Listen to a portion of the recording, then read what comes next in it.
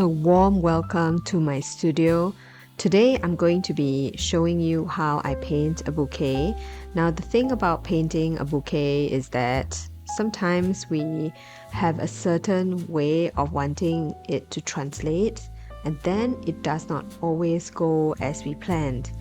Today I want to show you some of the things that I've learned from the bouquet that I'm painting.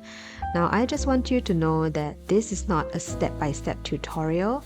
On the other hand, it has given me a lot of valuable insights about the way I see my art and how I want to progress and move on in the future. I hope that some of these insights will give you sources of inspiration and hopefully encourage you to paint in the way you want. If you are new to this channel, hello and welcome, and if you're returning, welcome back. My name is Jillian. I'm a full-time watercolor artist, and I want to show you how to embrace the mess and magic of watercolor. I cannot wait for you to join me in today's video. Hello and welcome to my channel. So today I thought I'd do something a little different, and I'm thinking about painting a more complicated bouquet from this book, and I borrowed this book from the library. It's called Handpicked by Ingrid Carozzi, and it's got a bunch of extremely beautiful flowers. So all of these different shapes that I can see, the colors, and I really like going through floral bouquet books because they give me the opportunity to kind of see color combinations as well as shapes. So I borrowed this book because I really liked that they had some flowers that were pretty up close. So today when I just randomly opened up the book, this page kind of popped up, and it is so beautiful with these roses and ranunculus and poppies. So I decided that I want to paint it, and I'm gonna try and paint this one, and I might add in a couple of these flowers into my composition as well. So you get to see how I paint when it comes to creating my own composition on paper. So I'm using a much larger piece of paper today, and this is actually my 100% cotton cold pressed paper from Bao Hong. It is, let's see, what size is it in? It's in a 16 by 12 inch, so it's pretty large.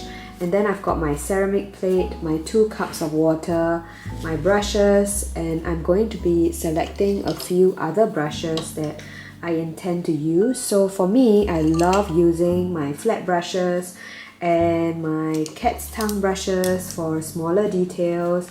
I typically don't use my round brush very often, so I'm just going to set it aside. I like using a smaller round brush for details as well, and all of these brushes are from Silver Black Velvet. They are mixed synthetic natural hair brushes, which means that they can hold water pretty well. So like with every tutorial that I do, it's really a start to finish process.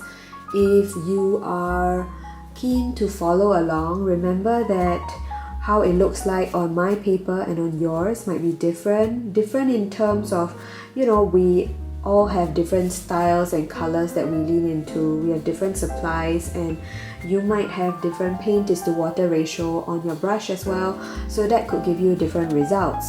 So just go with whatever you have. I would encourage you to use the supplies you have, because that's going to help you to get to know your materials in the most fun way possible. So let's capture some of these florals. And the tricky part is that I would like to show my reference photo, but at the same time, I'm also aware that my paper is pretty large. So I'm just going to set my book on this side, and you might not see my palette today, but I would mix the colors here on my ceramic plate so that you can get a sense of what colors I'm choosing and using along the way. Like with every painting, I often like to start with my flowers, and I'm feeling rather adventurous, so I'm going to try and capture this flower somewhere in the middle here. And when I say adventurous, it's because I'm not really so good with painting my roses, and I'm still learning and studying it, and I believe that the more I do it, the better I'm gonna get. So I want to get more opportunity to practice it, and I'm going to be using my flat brush, and I'm just going to go in dry and wet to create my rose or ranunculus. So in this part of the painting, you will be watching me paint a road map where I am trying to capture the outside shape of the flowers. So this is usually the very first stage of my painting where I'm just capturing floral silhouettes. At the same time, I might go in with paint to drop in and charge in darker colors if I want to add in shadows, or if I want to add in details that are soft by nature. So I'm utilizing the paint while it's still wet on the paper and really just taking my time with this painting.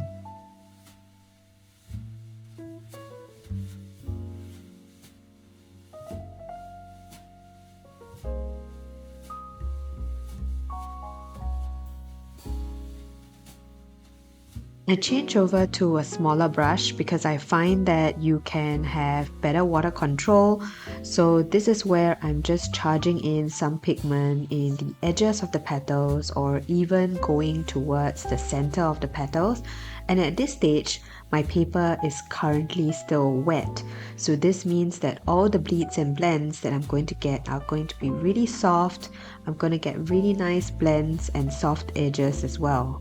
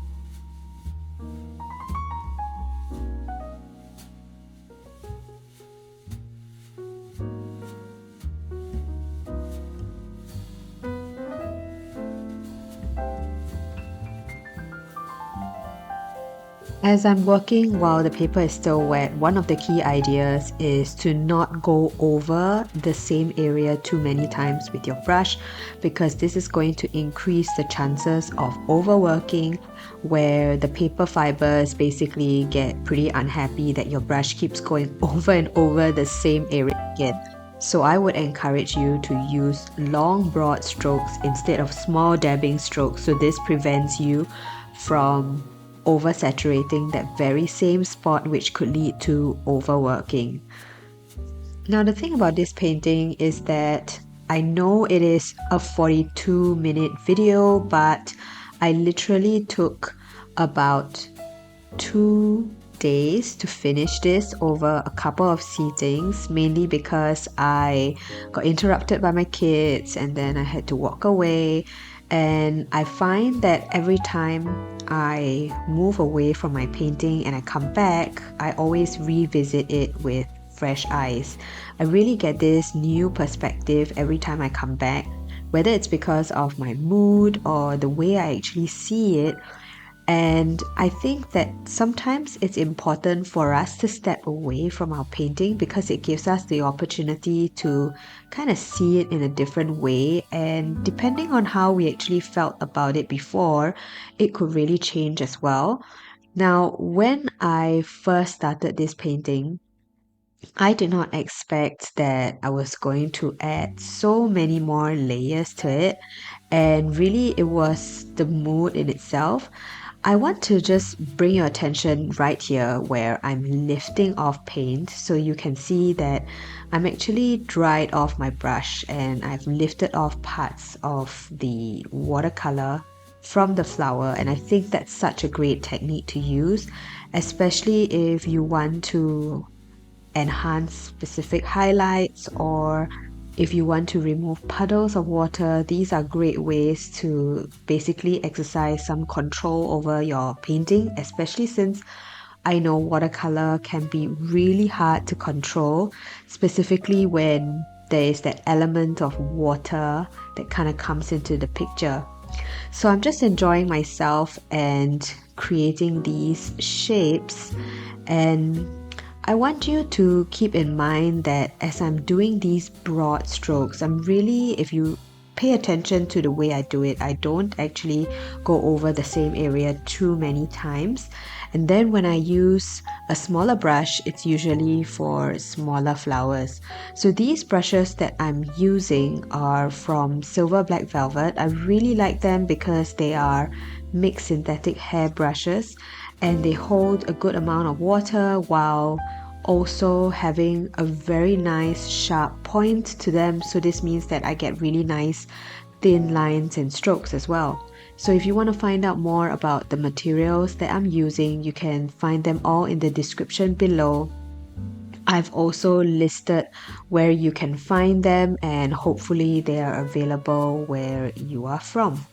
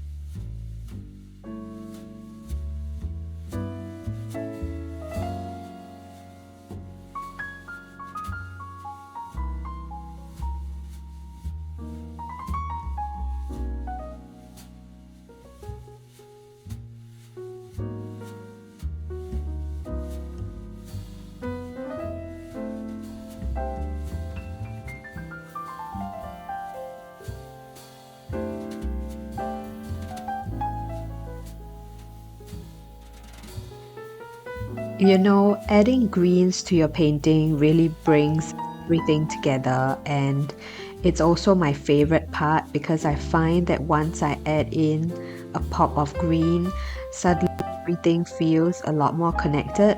But at the same time, I also know that the choice of greens can be a pretty tricky one just because there's such a wide range of convenient greens that are in the market. So there's a tendency that we would just pick out whatever convenient green colors that we really like. And I would often encourage you to dip a little of your flower mixture, so whether it's the orange or the purples that you see in this painting, and add it to your greens, because that's actually going to help you to neutralize and also mute down the green that you're using in your palette, especially if you've got a favorite convenience color that's green. Now, this is also going to help you to get a whole variation of color when it comes to your greens. So when you add red to your greens, yellows to your greens, and blues to your greens, basically the primary colors, you're going to get a pretty nice and wide range. Now, I love using my cat's tongue brush over here that I'm using to kind of swish around and create a lot of movement. I'm also adding in a variety of color values to my green, so you can see that I am mixing some darker and some lighter and some mid-tones, and I'm even pulling in some greens that are a little warmer by nature. And the whole point of this is just to show movement within the painting. Don't forget to dilute your paints, because this is going to help you to achieve a lighter color value, and that in itself gives you quite a fair bit of play with depth and movement as well.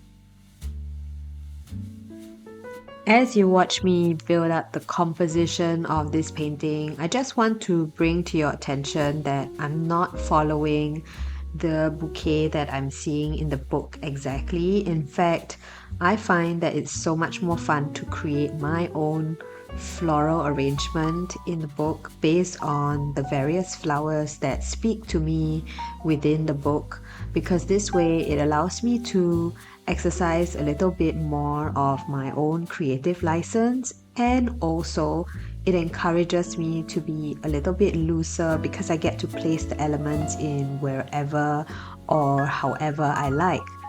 I also try and stretch myself by painting in colors that I don't really see in the book. So I might tweak and change the colors just because, again, it kind of helps me to be a little less hard up on the details and play a lot more, and also kind of figure out your own artistic style and license, because I find that when we start to stretch ourselves a little bit more and go out of our comfort zone, we definitely discover way more about the way in which we like to paint, the colors that we lean towards, or even the techniques that we like. So I encourage you to try out just playing with, maybe changing up certain elements or only adding in things that you really, really like, because this way you are going to have so much more fun with your work, and it also reduces the pressure a little just because it's not photorealistic.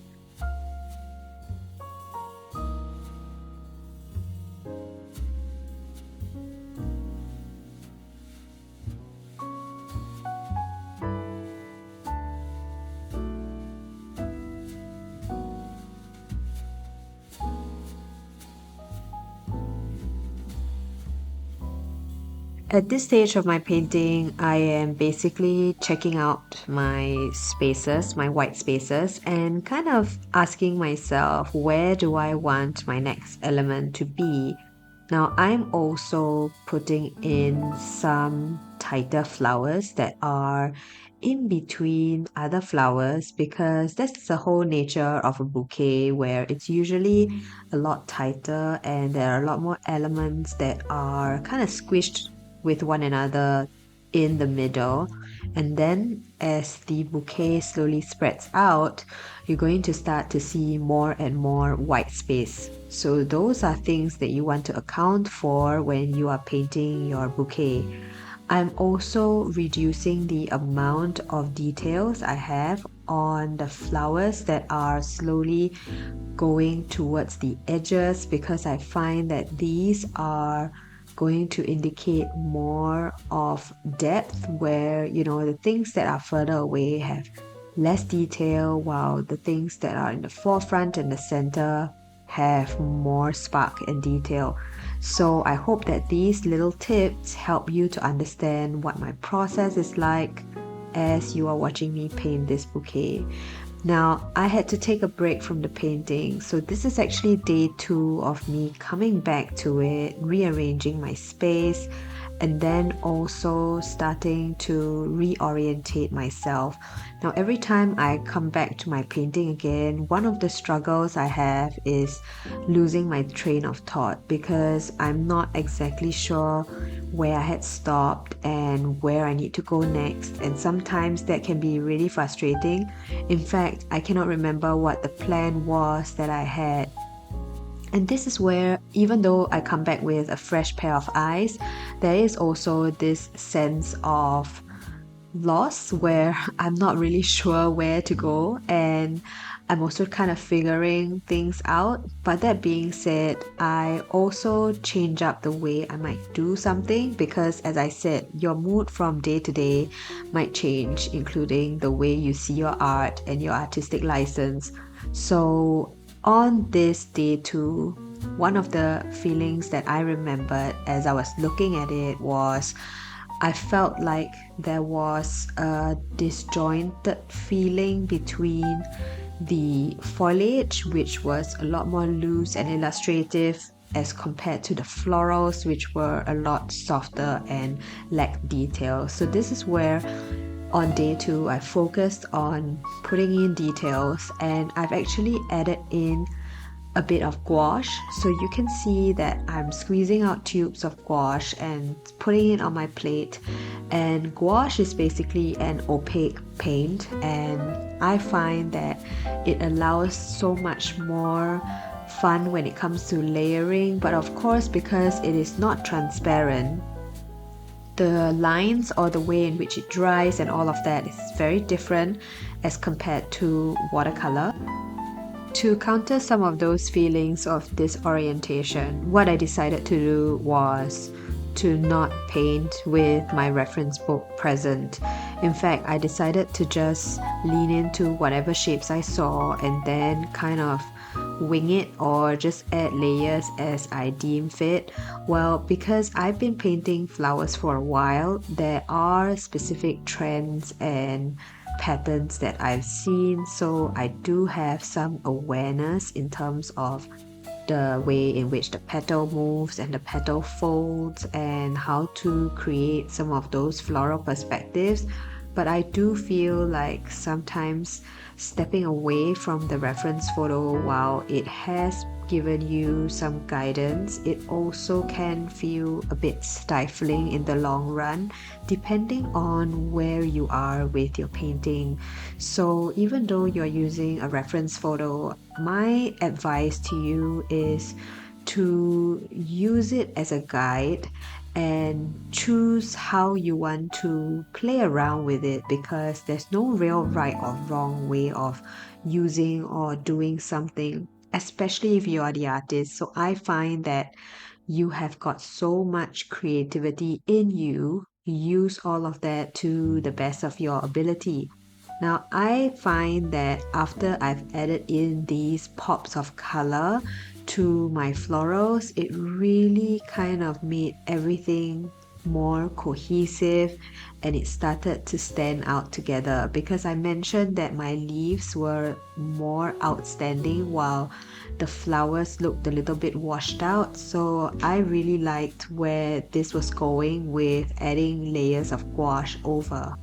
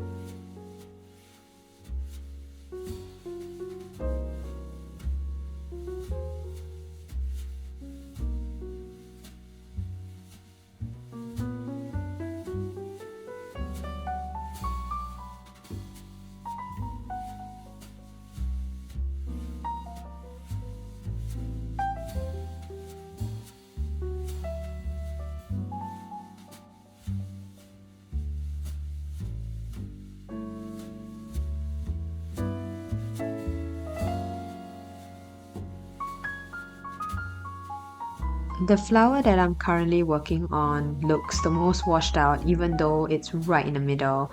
So this is me actually softening the edges of some of the paint that I've dropped down. So you can do that when you add on paint and you find that it is too harsh. You can always clean off your brush and add in water where the edges are, so you're basically softening the edge and creating some of that blend, which is what I'm doing. Now what I'm trying to do is I'm slowly, gradually adding in layers and glazing on paint because I don't want it to be too stark. I really like the way the roses and some of those side-facing flowers have turned out, but I want this center flower to still have a rather soft appearance.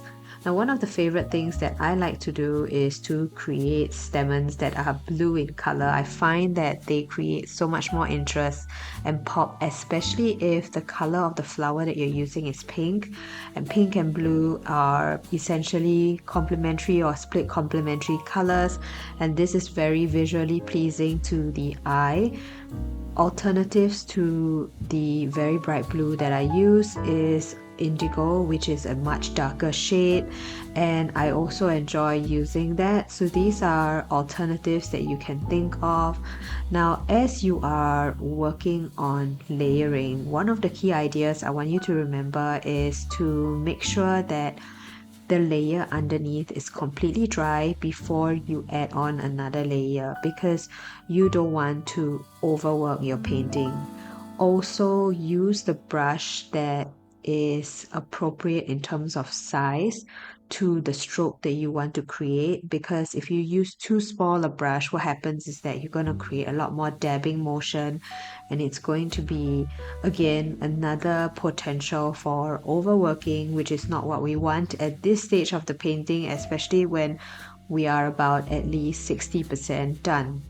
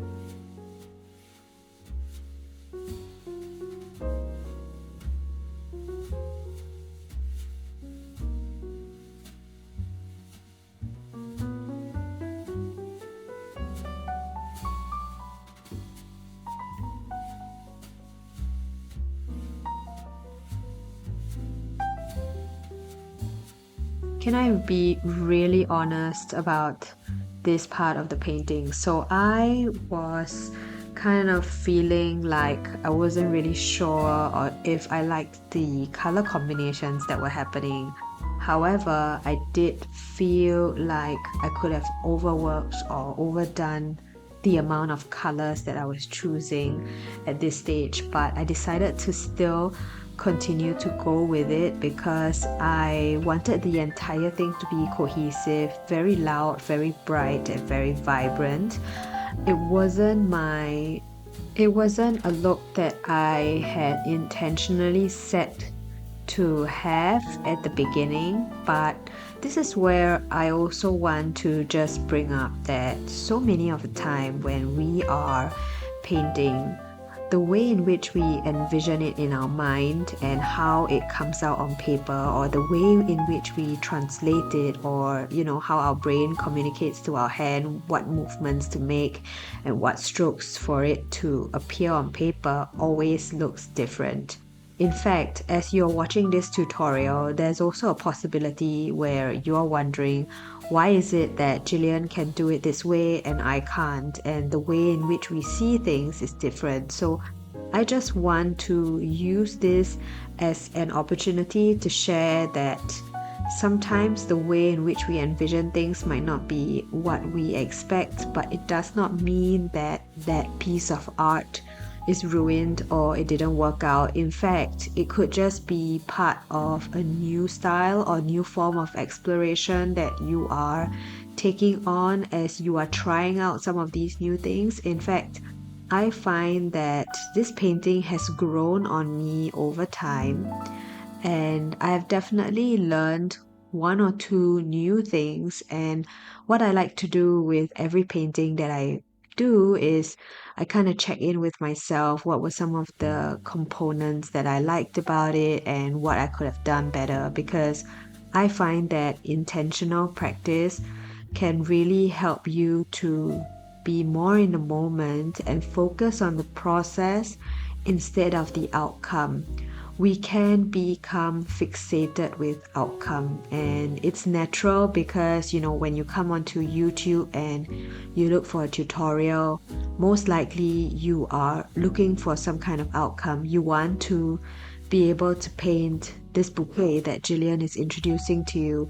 You want to be able to learn a thing or two, but sometimes that outcome might be different. And I think giving ourselves that permission to notice that outcomes might not necessarily always be what we envision or we translate, this is going to really, really help you to manage your expectations a little better and also focus on the process instead of the outcome.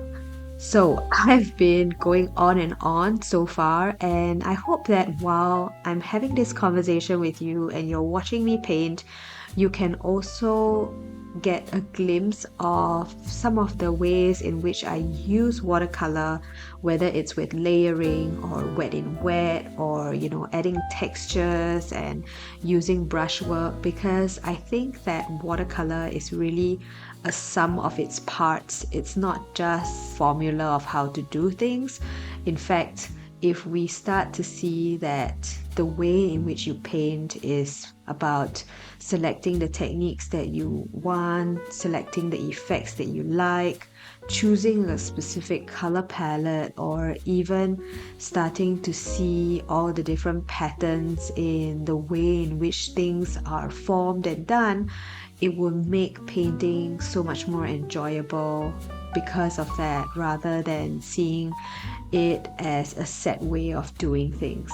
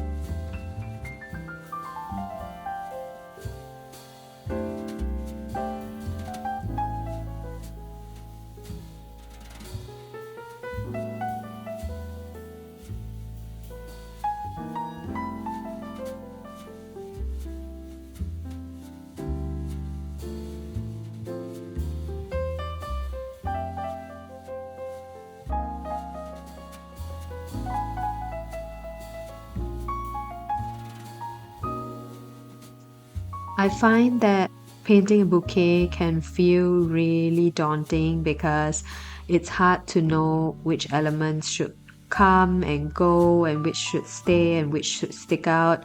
It's really part of the entire process, and I don't have the secret formula yet.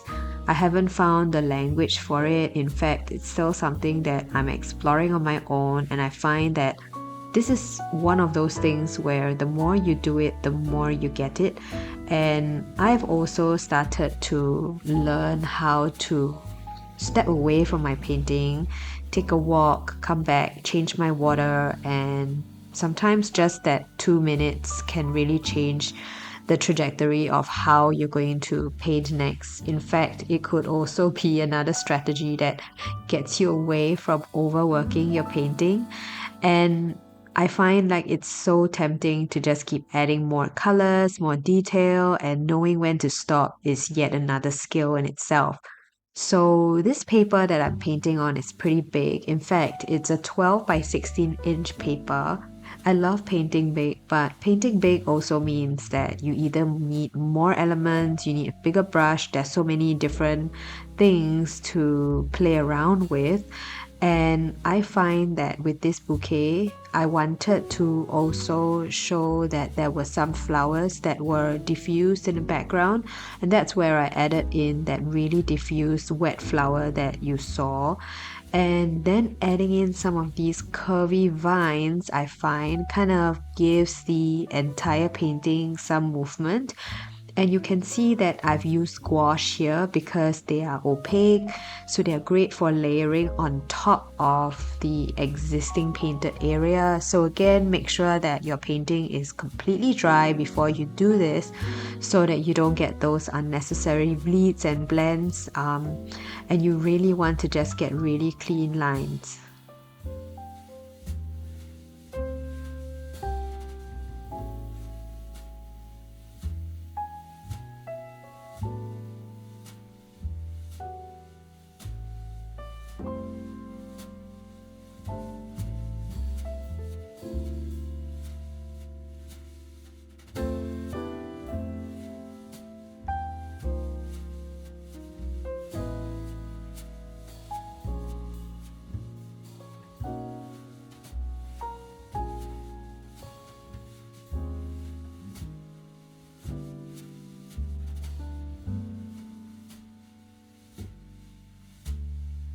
Speaking of getting some soft look towards the sides, I decided to wet that part of my paper and just add in a couple of very loose wet leaves. So this is using wet in wet technique essentially, and I've just sprinkled in some dots of pink and dots of green, almost to mimic like there is a little bit of a background where there's some flowers that are kind of hiding on towards the back. And I think that it gives the viewer an illusion of depth because suddenly the flowers that we've been layering kind of stands out a little bit more.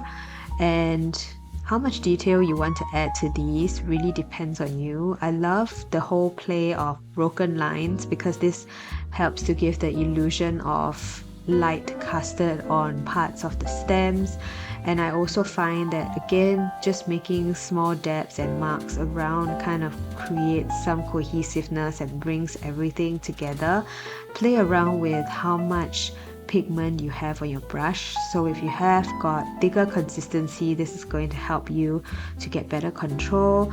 Now if you're keen to learn from me with regard to water control, I've got a workshop called From Blobs to Blooms, and this gives you the entire lowdown on how to manage your water, your paint ratio, all of these components that I find really change the way I painted and also increase my confidence using wet in wet technique.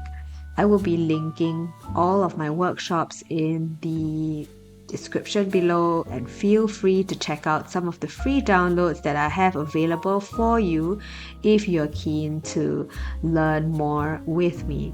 So I've really enjoyed doing this bouquet, and I'm going to be calling brush down very soon. The amount of detail and work that I put in really feels so satisfying, and as you can hear the whole story about the way in which this painting came to be, I thank you for being here with me, because if not for you, I would not be able to share what I love doing the most, which is watercolor and art.